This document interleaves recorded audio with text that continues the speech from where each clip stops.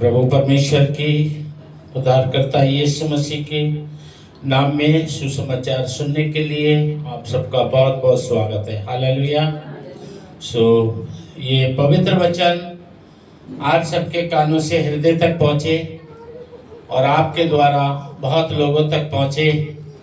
परमेश्वर इन वचनों से आप सबको आशीष दे और आप सबके द्वारा जिन तक पहुँचे उन सबको भी आशीष दे और प्रभु यीशु को, परमेश्वर पिता को महिमा मिले। हालेलुया।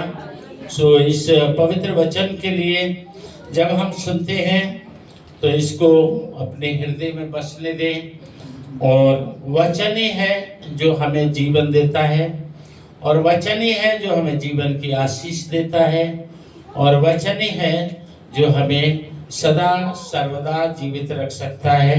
और प्रभु का वचन ही है जिसके माध्यम से हम परमेश्वर के इकलौते पुत्र यीशु की हथेली पे बैठ सकते हैं। तो इसलिए वचन हमारे जीवन के लिए बहुत ही बहुमूल्य है, अनमोल है। और इसलिए हम इस वचन को जो कानों से हम लेते हैं उसको हृदय तक वसने दें। हालेलुया। और मुंह से दूसरों तक पहुंचने दें। आमीन। तो ये जो जीवन की रोटी है, ये जो जीवन का जल है, ये जो पवित्र भोजन है, इसको कान के द्वारा खाएं और हृदय में रखें और मुंह से दूसरों तक बांटें ताकि हम आशीषित हों, हमारे द्वारा और भी आशीषित हों और हमारे द्वारा भी प्रभु की महिमा हो, औरों के द्वारा भी प्रभु की महिमा हो। तो क्या कहता है परमेश्वर का पवित्र वचन? आज दुनिया में हम देख रहे हैं, खास करके अपने भारत देश में हम देख रहे हैं कि आज के समय प्रभु यीशु के नाम से बहुत लोग नफरत करने वाले उठ खड़े हुए हैं। बहुत लोग भारत में, बहुत लोग यीशु मसीह के नाम को नफरत करने वाले खड़े हो गए हैं। बहुत लोग भारत में बाइबल से नफरत करने वाले खड़े हो गए हैं और बहुत लोग परमेश्वर के सेवकों को, पास्टरों के विरोध में खड़े हो गए हैं। बहुत लोग विश्वासियों के विरोध में खड़े हो गए हैं। बहुत लोग चर्चों के विरोध में खड़े हो गए भारत में। और जब अगर समाचार देखोगे, कहीं देखोगे, सोशल मीडिया देखोगे, जहां देखोगे, ये बहुत लोग कहीं भी आपको नजर आ जाएंगे, है ना?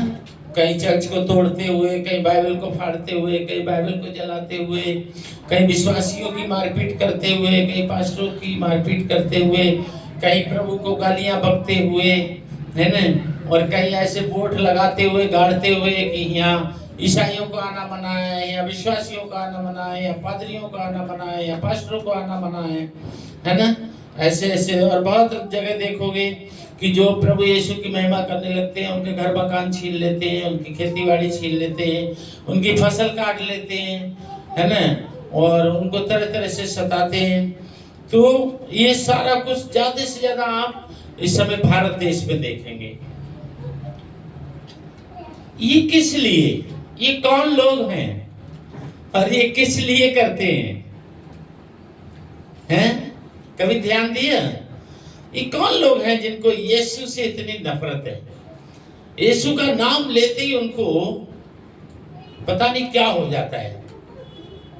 उनका मतलब ये है कि तुम यीशु का नाम नहीं लोगे तो उनको पादरियों से दिक्कत नहीं है, पास्टरों से कोई दिक्कत नहीं है, विश्वासियों से कोई दिक्कत नहीं है। उनका मतलब ये है कि तुम बाइबल पढ़ोगे और यीशु का नाम लोगे तो दिक्कत है। तो ये कौन लोग हैं जिनको यीशु के नाम से, बाइबल से, वचन से इतनी दिक्कत है? ये वही लोग हैं जो शैतान के हैं। ठीक है? तो भजन संहिता हम 51 का 10 से 17 सुने। इससे पहले हम देखें कि कौन लोग हैं जो यीशु के नाम से नफरत करते हैं। वो कौन लोग हैं जो बाइबल को फाड़ते, जलाते हैं, बाइबल से नफरत करते हैं? ये कौन लोग हैं विश्वासियों को, पास्टरों को मार तोड़ करते हैं?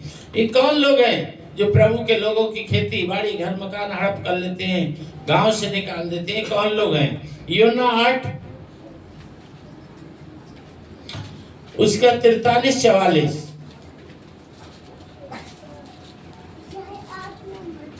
तेज आवाज से पढ़िए कोई। यूहन्ना 8 का 43-44। तुम मेरी बात क्यों नहीं समझते? इसलिए कि तुम मेरा वचन सुन नहीं सकते। तुम अपने पिता शैतान से हो और अपने पिता की लालसाओं को पूरा करना चाहते हो। वह तो आरंभ से हत्यारा है और सत्य पर स्थिर ना रहा, क्योंकि सत्य उसमें है ही नहीं।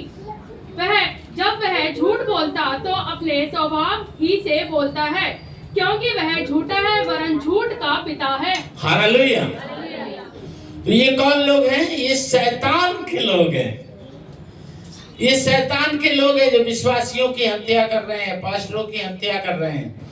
ये शैतान के लोग हैं जो चर्चों को तोड़ रहे हैं, फोड़ रहे हैं, जला रहे हैं, चर्चों में से सामान चुरा के ले जाते हैं, दान चुरा के ले जाते हैं। ये शैतान के लोग हैं जो विश्वासियों को मारते हैं, पास्टरों को मारते हैं। ये शैतान के लोग हैं जो चर्चों को हानि पहुंचाते हैं, बाइबल को फाड़ते जलाते हैं। ये शैतान के लोग हैं जो यीशु का विरोध करते हैं।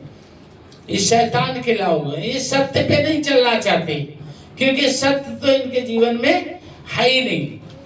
ये अधर्मी लोग हैं, ये अपराधी लोग हैं, ये बुराई रचने वाले लोग हैं, ये पाप में जिंदगी जीने वाले लोग हैं। ये स्वर्ग पसंद नहीं करते, ये वो लोग हैं। यीशु के लोगों का और बाइबल का विरोध वो करेगा जो नरक जाना चाहता है, जो अपराध करना चाहता है, जो अधर्म करना चाहता है, जो पाप करना चाहता है, जो बुराई में जीवन जीना चाहता है। ऐसे लोग जो धार्मिकता अच्छी नहीं लगती, जिनको पवित्रता अच्छी नहीं लगती, जिनको स्वर्ग अच्छा नहीं लगता, जिनको परमेश्वर अच्छा नहीं लगता, जो शैतान के संग जीना चाहते हैं, शैतान के संग नरक में नाश होना चाहते हैं, शैतान के संग रहना चाहते हैं, शैतान के साथ उठना बैठना चाहते हैं, शैतान के साथ खाना पीना चाहते हैं, जो शैतान के जैसे काम करते हैं, जो शैतान के जैसे काम करते हैं, जो शैतान की संतान हैं, वही लोग हैं जो यीशु का विरोध करते हैं, वही लोग हैं जो बाइबल का विरोध करते हैं, वही लोग हैं चर्च का विरोध करते हैं, वही लोग हैं जो विश्वासी का और पास्टरों का विरोध करते हैं। क्यों? क्योंकि वो लोग जानते हैं कि यीशु और यीशु के लोग पैन पकड़ाते हैं। प्रभु ने क्या दिया आके दुनिया में? शिक्षा दी। और प्रभु के लोग क्या देते हैं? शिक्षा देते हैं। और ये शैतान के लोग जानते हैं कि अगर ये ज्ञान रहित रहेंगे तो हमसे डरते रहेंगे, और ज्ञानवान हो जाएंगे तो हमें डराएंगे। इसलिए उनका काम है तलवार उठाना, तलवार पकड़ाना, तलवार बांटना, तलवार उठाना उनका काम है। प्रभु का और प्रभु के लोगों का ये काम नहीं है। शैतान का काम और शैतान के लोगों का काम क्या है? तलवार उठाना, तलवार बांटना। यीशु का और यीशु के लोगों का काम क्या है? शिक्षा देना और शिक्षित होना। बुद्धि ज्ञान का भंडार प्रभु के पास, वो मालिक है। तू जिन लोगों को तलवारें उठाने का शौक है वो पैन नहीं उठाएंगे, लेकिन वो नहीं जानते कि अपराध करने वाला, अधर्म करने वाला, पाप करने वाला, बुराई में जिंदगी जीने वाला का हशर क्या होगा। पवित्र शास्त्र बाइबल कहती है जो तलवार उठाएंगे वो तलवार से ही मरेंगे, है ना? जो तलवार उठाएंगे वो तलवार से ही मरेंगे। आज कोई एक की हत्या करता है, 2 की हत्या करता है, 20 की करता है, कितने भी कत्ल कर ले, लेकिन आखिर में उसकी भी हत्या होना है। जो दूसरों की जान लेता रहता है आखिर में उसकी भी जान जाती है। जो दूसरों का बुरा सोचता है आखिर में उसी का बुरा होता है। कहते हैं कर बुरा तो हो बुरा। तो हमारा जो जीवन है, हमारा जीवन को हमारे परमेश्वर की इच्छा पे चलाना है। हालेलुया। सनातन का परमेश्वर यहोवा की इच्छा पे चलाना है हमारा जीवन। उसके इकलौते पुत्र यीशु मसीह की इच्छा पे चलाना है हमारा जीवन। परमेश्वर का पवित्र आत्मा का अनुसार चलाना है हमारा जीवन। उन लोगों की इच्छा पे नहीं चलना है जो शैतान के लोग हैं, जो शैतान के जैसे जीते हैं, शैतान के जैसे कार्य करते हैं। उन लोगों की इच्छा पे हमको नहीं जीना है। हमें पवित्र शास्त्र बाइबल के अनुसार जीना है प्रभु यीशु के अनुसार जीना है। और जो पवित्र शास्त्र बाइबल के अनुसार जिएंगे और यीशु के अनुसार जिएंगे, उन्हें कोई उद्धार पाने के लिए अपना धर्म छोड़ने की या कोई धर्म ग्रहण करने की जरूरत ही नहीं पड़ेगी, क्योंकि उद्धार यीशु मसीह से है। हालेलुया। जितने भी लोग बाइबल के अनुसार यीशु मसीह के अनुसार चलेंगे, इसका मतलब है वो सब सनातन के परमेश्वर यहोवा की इच्छा पूरी कर रहे हैं। और जितने लोग सनातन के परमेश्वर यहोवा की इच्छा को पूरा करेंगे, परमेश्वर कहता है उनमें से एक भी नाश नहीं होगा। हालेलुया। उनमें से कोई भी नाश नहीं होगा। तो हमारे लिए हमें बाइबल की इच्छा पे, यीशु की इच्छा पे चलना है और उद्धार पाना है। और इसके लिए हमें कोई धर्म ना छोड़ना है, ना कोई धर्म ग्रहण करना है, ना किसी का धर्म परिवर्तन की शिक्षा देना है, ना खुद का धर्म परिवर्तन करना है, क्योंकि इसकी आवश्यकता ही नहीं है। ये सब नकल है, ये सब शैतान की भाषा है। हालेलुया। तो आज देखिए भजन संहिता 51 का 10 तेज आवाज से पढ़िए। हे परमेश्वर, मेरे अंदर शुद्ध मन उत्पन्न कर और मेरे भीतर स्थिर आत्मा नए सिरे से उत्पन्न कर। बोले यीशु मसीह की। तो हमें कोई धर्म छोड़ना नहीं है, कोई धर्म ग्रहण करना नहीं है, कोई घर वापसी नहीं करना है, कोई धर्मांतर धर्म परिवर्तन नहीं करना है। हमें प्रभु परमेश्वर से प्रार्थना करना है। हालेलुया। काय की प्रार्थना करना है? हे परमेश्वर, मेरे अंदर शुद्ध मन उत्पन्न कर। इसका मतलब है पश्चाताप की प्रार्थना, मन फिराने की प्रार्थना। यहाँ जो दाऊद व्यक्ति है वो प्रभु के सामने कैसे जा रहा है? वो इस तरीका से जा रहा है अपने टूटे पिसे हृदय के साथ। वो ये दिखा रहा है, प्रभु मैं एक बुरा व्यक्ति हूँ, मैं एक अपराधी व्यक्ति हूँ, मैं एक अधर्मी व्यक्ति हूँ, मैं एक पापी व्यक्ति हूँ, मैं अच्छा नहीं हूँ, मेरे अंदर पूरी गंदगी भरी हुई है, मेरे अंदर कुछ भी अच्छा ही नहीं है। और जितने पश्चातापी मन से यीशु के आगे जाते हैं, उनको कोई धर्म छोड़ने ग्रहण करने की, उनका उद्धार कोई नहीं छीन सकता। ना शैतान, ना शैतान के लोग, उनका उद्धार कोई नहीं छीन सकते। बस प्रार्थना हमारी ऐसी होना चाहिए, हे परमेश्वर, मेरे अंदर शुद्ध मन उत्पन्न कर, मेरा मन धो देना प्रभु। मैं एक अशुद्ध व्यक्ति, एक व्यक्ति आ रहा है, ऐसे भीड़ बैठी हुई है, यीशु भी बैठे सुसमाचार सुना रहे हैं, भीड़ बैठी हुई है। एक व्यक्ति आया, वो व्यक्ति को देख के भीड़ एकदम भागने लगी। और जब उस व्यक्ति को देख के भीड़ भागने लगी तो यीशु उस व्यक्ति के पास को भागने लगी। हालेलुया। भीड़ उस व्यक्ति को देख के भागने लगी। जब यीशु ने देखा तो यीशु उस व्यक्ति के पास को भागने लगे। और जब उस व्यक्ति ने देखा सारी भीड़ मुझे देख के भाग गई और यीशु मेरे पास को भाग रहे हैं, वो व्यक्ति उल्टा भागने लगा और चिल्लाने लगा, मुझसे दूर रहो क्योंकि मैं अशुद्ध हूं। यीशु को कैसे? यीशु को वो लोग पसंद नहीं है जो कोई धर्म बदलते हैं, कोई धर्म ग्रहण करते हैं। यीशु को वो लोग पसंद नहीं है जो धर्मांतर धर्म परिवर्तन करते हैं। यीशु को वो लोग पसंद नहीं है जो घर वापसी करते हैं। यीशु को वो ढोंगी लोग पसंद नहीं है जो अपने कपड़े से अपने धर्म बनाते हैं। यीशु को ऐसे व्यक्ति पसंद है। कैसे व्यक्ति?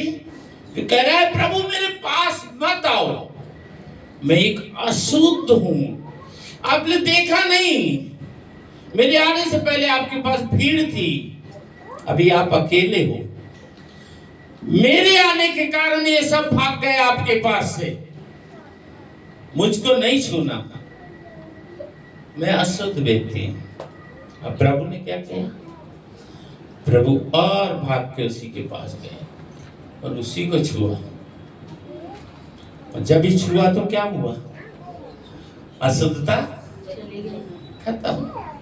उस व्यक्ति का कोढ़ जाता रहा और वो कोढ़ से खूबसूरत नौजवान बन गया। हमें कोई अपना धर्म छोड़ना, कोई धर्म ग्रहण करना नहीं है। हमें कहना है, हे प्रभु मुझ पापी पे दया कर। मैं एक अशुद्ध व्यक्ति हूं, मैं एक बुरा व्यक्ति हूं, मैं इस योग्य भी नहीं कि आंख खोल के तुझे देख सकूं, मैं इस योग्य भी नहीं कि अपने कानों से तेरी आवाज को सुनूं, मैं इस योग्य भी नहीं कि तेरे सामने खड़ा हो जाऊं, मैं इस योग्य नहीं कि तुझे छू सकूं। मैं एक अशुद्ध व्यक्ति हूं। मेरा हृदय मेरी जिंदगी के पापों से एक सड़ी हुई वस्तु के समान है। Hallelujah, hallelujah. और ऐसे व्यक्तियों को प्रभु पसंद करता है, और ऐसे व्यक्तियों को कोई धर्म छोड़ना, ग्रहण करना आवश्यकता नहीं। ऐसे लोगों का प्रभु उद्धार करता है। आमीन। उद्धार के लिए हमें बाइबल की और यीशु मसीह की जरूरत है। हालेलुया। उत्पन्न कर और मेरे भीतर स्थिर आत्मा नए सिरे से, कौन से सिरे से? नए सिरे से।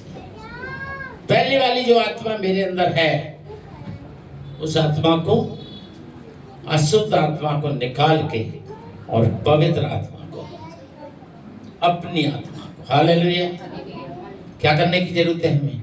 मन फिरावने की प्रार्थना, पश्चाताप करने की प्रार्थना, अंगीकार करने की प्रार्थना, यीशु को अपना जीवन समर्पित करने की प्रार्थना करने की जरूरत है। कोई धर्म छोड़ने की जरूरत नहीं, ग्रहण करने की भी जरूरत नहीं। देखिए 11, मुझे अपने सामने से निकाल ना दे। क्या ना कर? हे प्रभु मैं एक बहुत बुरा व्यक्ति हूं, लेकिन तू अपने से मुझे दूर ना कर, क्योंकि तू ही है एक वो जो मुझे जैसा चाहे वैसा बना सकता है। हालेलुया। तू जैसा चाहे वैसा मुझे बना सकता है, तू ही है वो। इसलिए तू मुझे अपने से दूर ना कर और अपने पवित्र आत्मा को मुझसे अलग ना कर। अलग ना कर।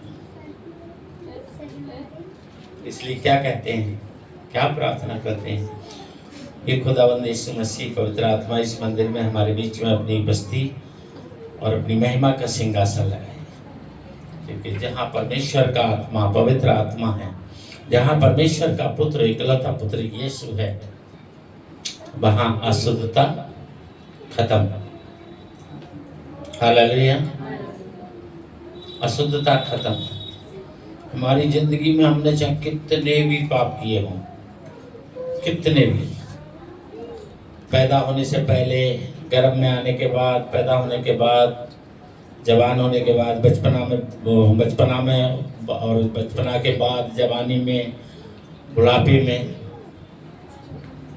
में भी जितने भी पाप किए, एक क्षण में चाहो तो हीरो बन सकते हो। इसके लिए कोई धर्म छोड़ने की, कोई धर्म ग्रहण करने की, कोई धर्म परिवर्तन की, कोई घर वापसी की कोई जरूरत नहीं। पूरी जिंदगी की अपने अपराधों के, अपने अधर्म, अपने पाप, अपनी बुराइयों से अपने आप को बिल्कुल कोड़ी जैसा महसूस कर रहे हो और क्षण भरे में हीरो जैसे बन सकते हो। उस व्यक्ति को जैसे हाथ रखा, एकदम वो व्यक्ति खूबसूरत सुंदर नौजवान हो गया। हालेलुया। क्षण भरे में हो सकते हो बस। हे प्रभु सब कुछ मैंने किया है, माफी मांगता हूँ। तूने जैसे बहुतों पे दया की है, इस पापी पे भी दया कर। हालेलुया। हमें पश्चाताप की दुआ की जरूरत है, किसी धर्म को लेने देने की जरूरत नहीं है। दुनिया की जो फालतू की चीजों में फंसाने की जरूरत नहीं। हम जानते हैं किसी धर्म जाति से, किसी कर्मों से, कर्म से उद्धार नहीं, केवल परमेश्वर के पुत्र यीशु से है। इसलिए हमें बाइबल की जरूरत है, यीशु की जरूरत है। आमीन। देखिए 12, बाइबल की बहुत जरूरत है। अपने किए हुए उद्धार का मुझे अपने किए हुए उद्धार का हर्ष मुझे फिर से दे हाँ और दान आत्मा देकर मुझे संभाल। हालेलुया। हे परमेश्वर, अपनी आत्मा से हमारी अगुवाई कर, अपने पुत्र यीशु के द्वारा हमारा उद्धार कर। बस दो चीजें याद रखो।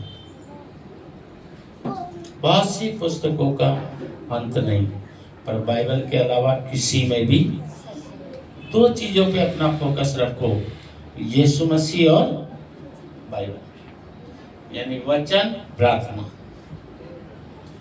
इसमें कभी अपने आप को ढीला मत करो, आलसी मत बनो, कभी लालच मत करो, कभी आलस मत करो।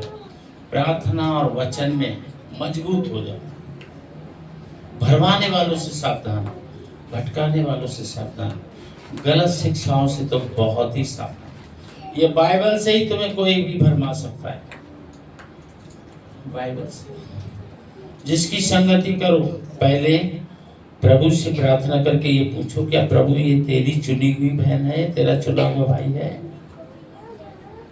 कहता है सबको मैंने नहीं चुना है, कुछ को मैंने चुना है, कुछ अपनी मर्जी से, है ना। वो भाजे ऐसे, ये भाजे वैसे, समझ गए ना कैसे।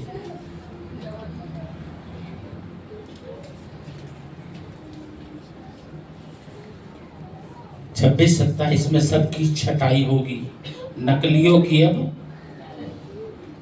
आ गई बारी। जो कुछ हो रहा है बाइबल से होता है। वो भेड़ बकरियों को दिखा रहा है, गेहूं भूसा को दिखा रहा है, ठीक है। जो कुछ होता है ना प्रभु की महिमा के लिए, प्रभु की इच्छा बिना पेड़ का पत्ता नहीं हिलता, ये नहीं होता, वो नहीं होता। तो फिर हम सोचते हैं ये जो कुछ अब शुरू हुआ है ना, ये कानून लगी है भी प्रभु की मर्जी से, ठीक है। नकली असली की पहचान,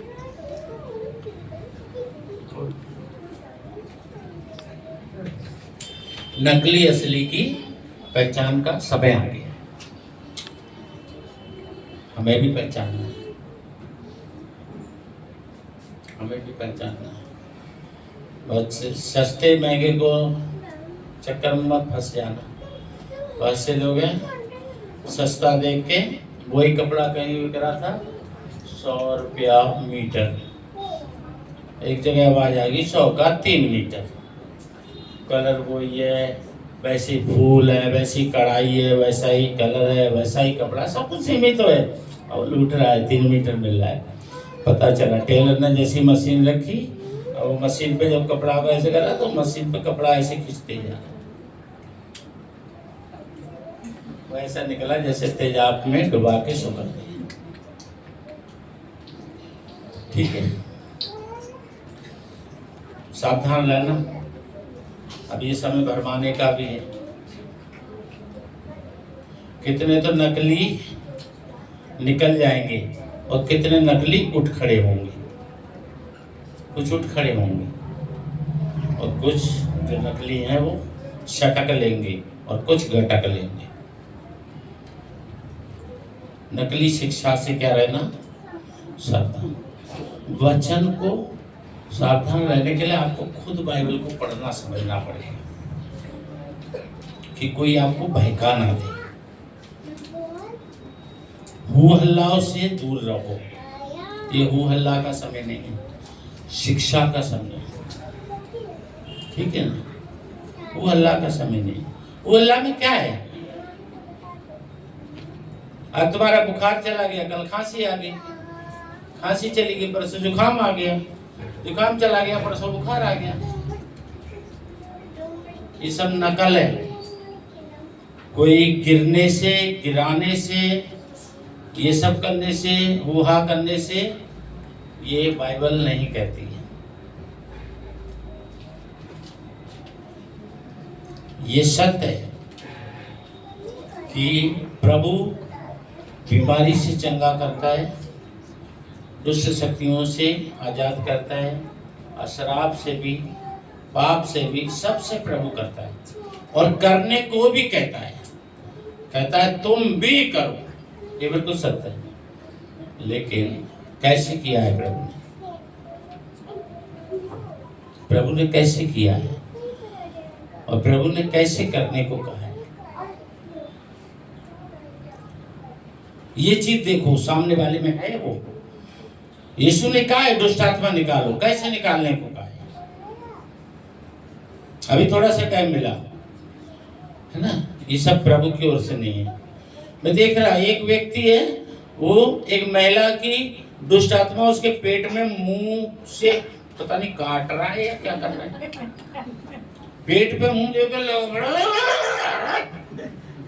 ऐसे करके उसमें से पेट में से और फिर ऐसे फूकता है 3 बार। मुझे तो नहीं लगता यीशु ने ऐसा कहीं किया है। हमारे यीशु ने ऐसा नहीं किया।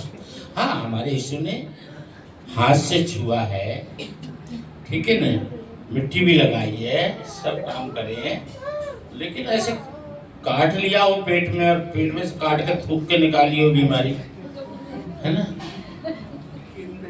एक चीज और है, चंगा करने को तो बोला है प्रभु ने, जाओ दुष्ट आत्मा निकालो, बीमारों को चंगा करो, लोगों के पाप क्षमा करो, तुम जिसको माफ करोगे उसके माफ हो जाए, जिसका उद्धार चाहोगे हो जाएगा। लेकिन मुझे नहीं लगता जाके पटका पछाड़ी करो, लोगों को पटक पटक के मारो, ये तो मुझे नहीं लगता यीशु ने कहा हो। हाँ, यीशु ने जो कोई गिरा हुआ था उसको उठा के खड़ा कर दिया, लेकिन कोई खड़ा था उसको पटक मार दी, ये यीशु ने, मुझे नहीं लगता। जब यीशु ने किसी को नहीं पटका तो हमें क्यों कहेगा कि पास तू जाकर किसी को पटक ले? यीशु तो गिरते को उठाता है, उठे हुए को गिराता थोड़ी है। जो लोग ऐसे ड्रामा करते हैं उनसे दूर रहो, ड्रामा से दूर रहो। पवित्र आत्मा अगर किसी को टच करेगा तो मैं यहां खड़ा हूं तो भी टच करेगा, तो पवित्र आत्मा का काम है ना। मैं कहूं या ना कहूं, जब उसको टच करना है तो करेगा, वो किसी को भी कर लेगा, है ना। मैं बोलूंगा हे पवित्र आत्मा संदीप को टच कर जाके, पवित्र आत्मा मेरा नौकर है क्या? वो परमेश्वर का आत्मा है, मुझको उसकी बात मानना है, वो मेरी बात मानेगा। ये यीशु जाओ उसको ऐसा कर, यीशु मेरा नौकर है क्या? काफी लोग होते हैं यीशु अभी ऐसा कर इसको, है अरे हुक्म दे रहा है, बता, प्रभु को हुक्म दे रहे।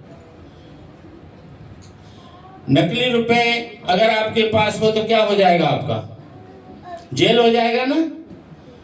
नकली संगति शिक्षाओं में भी फिर यही सोच लो, नकली संगति शिक्षाओं से दूर लो। समझने और परखने के लिए बाइबल पढ़ो, प्रार्थना करो, यीशु के साथ समय बिताओ। अगर नकली रुपया आपके पास पकड़ा गया तो आपको जेल हो सकता है। तो ऐसी नकली शिक्षा, कितने लोग झूठी डिग्रियां, झूठी सर्टिफिकेट स्कूल के बनवा के और फिर पकड़े जा रहे हैं ना। अब इनकी डिग्री नकली है, बहुत से डर के मारे अपनी डिग्री भी नहीं दिखा रहे हैं और देश में सबसे ऊंचे पद पे बैठे हैं, डर के मारे अपनी डिग्री नहीं दिखा रहे हैं, तो उनको पता है नकली है, स्कूल गए नहीं थे वो।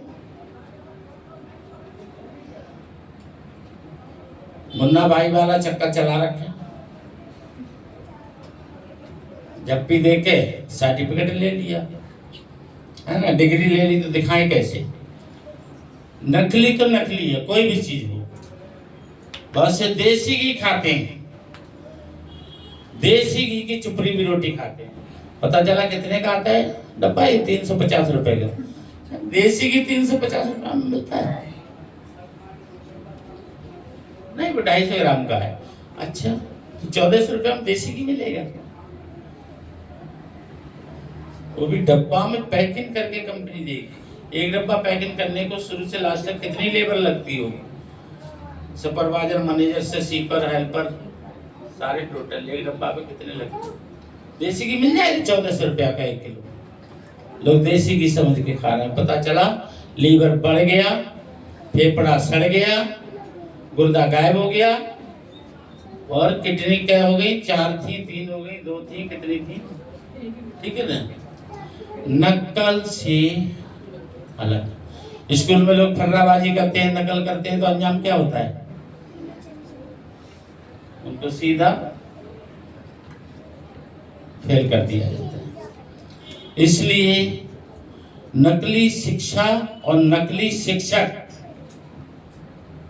ठीक है, नकली शिक्षा, नकली शिक्षक बिना चुने हुए, चाहे वो पास्टरी क्यों ना हो, प्रभु के चुने हुए नहीं है, सही ज्ञान नहीं दे रहे हैं, डमरू बजा के ड्रामाबाजी कर रहे हैं, तो उससे दूर रहो, सावधान। देखो 13, तब मैं अपराधियों को तेरा मार्ग सिखाऊंगा और पापी तेरी ओर फिरेंगे। हालेलुया। फिर आप लोग क्या हो जाओगे? एक अच्छे विश्वासी और एक अच्छे सेवक बनोगे, और फिर आप लोग खुद ही लोगों का मार्गदर्शन करोगे, लोगों को अच्छी जगह ला पाओगे, क्योंकि आप जब अच्छी शिक्षा लोगे तो आप अच्छे शिक्षक बनोगे, और फिर आप अच्छे से लोगों को ला पाओगे। अब आपने अच्छी शिक्षा नहीं ली तो अच्छे शिक्षक बनोगे ही नहीं, ठीक है ना? फिर लोगों को प्रभु के पास ला नहीं पाओगे, और प्रभु के पास नहीं ला पाओगे तो फिर इनाम नहीं मिलेगा, ठीक है? आत्मा बचाना जरूरी है। अगर आपने एक भी आत्मा नहीं बचाई तो यीशु से कुछ नहीं मिलेगा, इसलिए आत्मा बचाना जरूरी है। आत्मा बचाने के लिए अच्छी शिक्षा, अच्छा शिक्षक यीशु मसीह और बाइबल, यानी प्रार्थना और वचन। आपको खुद भी समय बिताना है, ये नहीं जिसने जैसे सुना दिया वैसे मान लिया, ठीक है? आजकल एक नया ड्रामा चल रहा है, जिस चर्च में ज्यादा लोग जमीन पर गिराए जाएंगे, लोग उसी चर्च में जाएंगे, खुद ही गिरने जा रहे हैं। उठने को जाओ तो समझ में आता है, लोग गिरने को जा रहे हैं। देखेंगे जिसको यूट्यूब पे देखेंगे, उस चर्च में बहुत लोग गिरते हैं, चलो वही चलते हैं, चमत्कार वही होगा। जाओ बेटा, तुम्हें भी पटक के मारेगा। अरे भाई, यीशु मसीह तो उठाते हैं, उठाने वाले के पास जा नहीं रहे हो, गिराने वाले के पास जा ही रहे हो, तो जाओ, पहला नंबर तुम्हारा ही होगा, पहली बार ही कहेगा आ जा।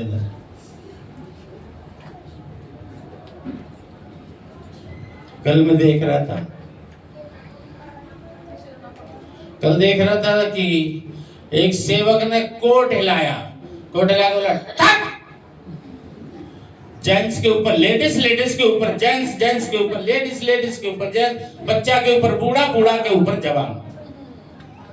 ये कौन सा यीशु मसीह का चमत्कार हो रहा है भाई? यीशु मसीह ने ऐसा कभी नहीं किया है। हालेलुया। हमारे प्रभु ने ऐसा कभी नहीं किया है। हमारे प्रभु शांति के प्रभु हैं, आनंद के प्रभु हैं, खुशियों के प्रभु हैं, क्षमा के प्रभु हैं, चंगाई के प्रभु हैं, उद्धार के प्रभु हैं, पर इस चीज के प्रभु नहीं है कि बुढ़िया के ऊपर बुड्ढा डाल दिया, लड़की के ऊपर लड़का डाल दिया, है ना, जवान के ऊपर जवान, भाई के ऊपर भाई, बहन के ऊपर भाई, और कुर्सियां उल्टी पड़ी है और कोई कुर्सी के नीचे पड़ा है। अब कुर्सी टूट के पेट में बढ़ जाए, हाथ में बढ़ जाए, कहीं बढ़ जाए तो क्या होगा? अब कुछ कुर्सियां टूट भी गई। हमारे प्रभु ऐसे करने वाले प्रभु नहीं है। मुझे लग रहा है वहां के यीशु मसीह कोई दूसरे हैं, जो मुझे मिले हैं वो यीशु मसीह दूसरे। मैंने पूछा, मैंने कहा यीशु मसीह आप ही है वहां? जवाब ही नहीं आया कि हाँ मैं हूँ। इसका मतलब यीशु मसीह जो मेरे वाले यीशु मसीह वहां नहीं है। मेरे वाले यीशु मसीह कुर्सियां नहीं तोड़ते हैं, कुर्सियां देते हैं, कुर्सियों पर बैठालते हैं। क्यों कमर पर? इधर वाले यीशु मसीह कुर्सी पे बैठालते हैं, तोड़ते हैं? बैठाते हैं। हालेलुया। विश्राम देने वाले प्रभु हैं, वो विश्राम देते हैं, ठीक है? तो गलत शिक्षा, गलत शिक्षकों से बचने का एक ही तरीका है, यीशु मसीह के और बाइबल के साथ समय बिताओ। हालेलुया। संगति से दूर मत हो, विश्वासी की संगति, अपने पास्टर की संगति, अपनी कलीसिया की संगति, अपनी बाइबल की संगति, अपने यीशु मसीह की संगति में जुड़े रहो, बने रहो। संगति से इतराज मत करो। संगति से इतराज करने का मतलब है अशिक्षित होना, गलत शिक्षित होना, गलत शिक्षा को प्राप्त कर लेना। हालेलुया।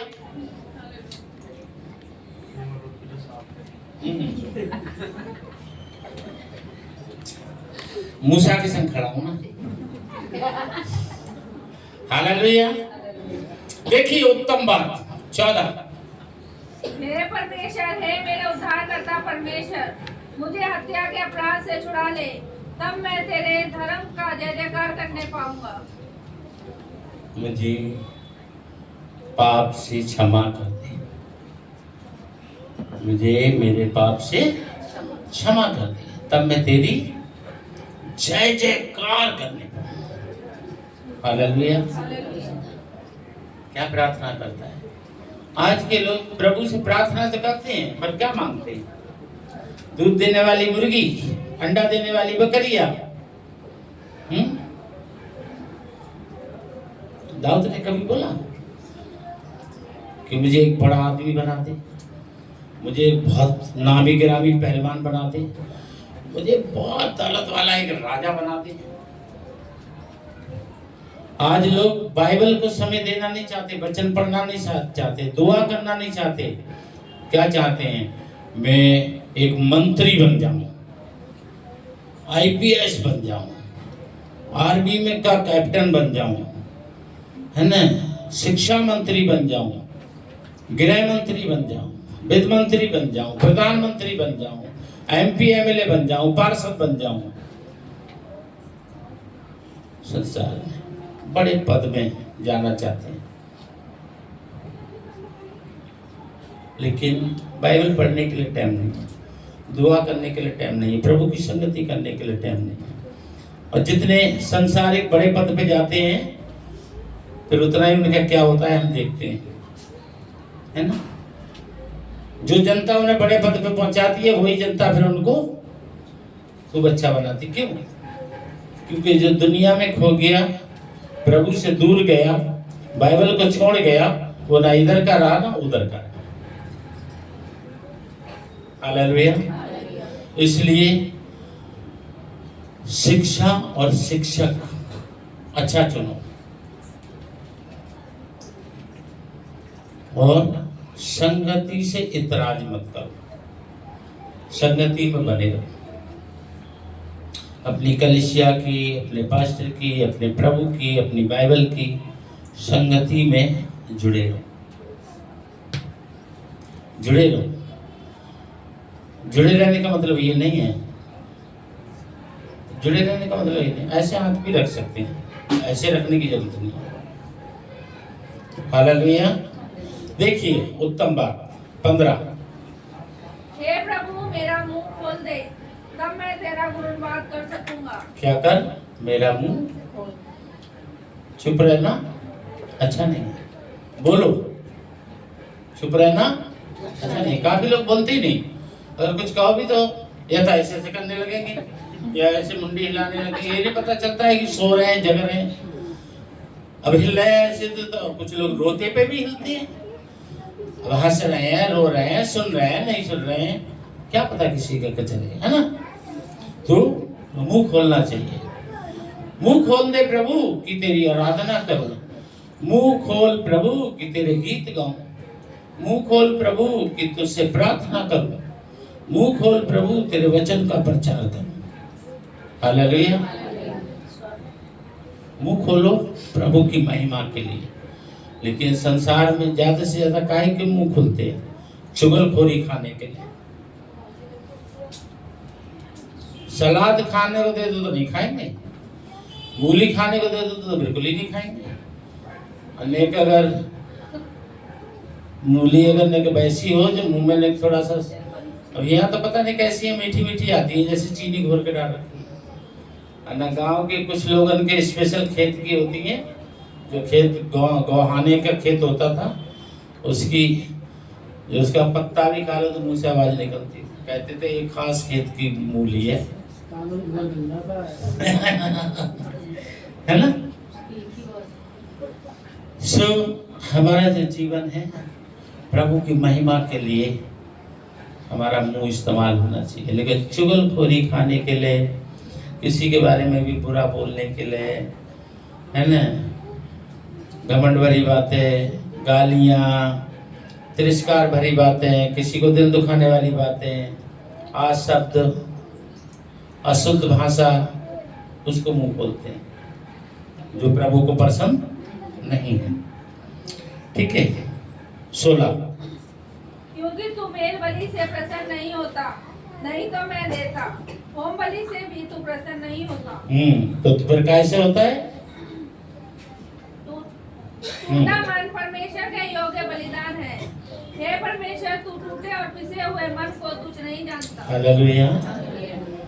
जो गिड़गिड़ाते हुए प्रभु के आगे आते हैं, हे प्रभु मैं एक अपराधी व्यक्ति हूँ, मैं एक अधर्मी व्यक्ति हूँ, मैं एक पापी व्यक्ति हूँ, मैं एक बहुत बुरा व्यक्ति हूँ, मैं एक अशुद्ध व्यक्ति हूँ, मुझको तो कोई पसंद नहीं करता, मुझे देखते ही लोग भागते हैं प्रभु, मैं एक ऐसा अशुद्ध अभागा व्यक्ति हूँ, लेकिन हो सके तो प्रभु मुझे माफ कर दीजिए। हालेलुया। कहता है आज और इसी वक्त तेरे पाप क्षमा, तू अभी मेरे साथ चलेगा। हालेलुया। अच्छा शिक्षक यीशु मसीह, अच्छी शिक्षा बाइबल, जुड़े रहो इससे, बने रहो, अपने आप को अलग नहीं करना। हालेलुया।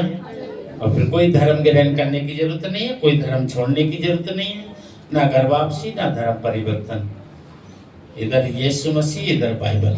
हालेलुया। शिक्षा और शिक्षक, ठीक है, यानी बाइबल और यीशु मसीह, ये चाहिए हमें उद्धार पाने के लिए, पाप से क्षमा के लिए, जीवन पाने के लिए। हमें कोई धर्म छोड़ने और ग्रहण करना नहीं चाहिए, ना अपना ना किसी और का। बोले यीशु मसीह की, प्रभु की महिमा के लिए, प्रभु की इच्छा हुई तो फिर मिलेंगे आके। जय मसीह।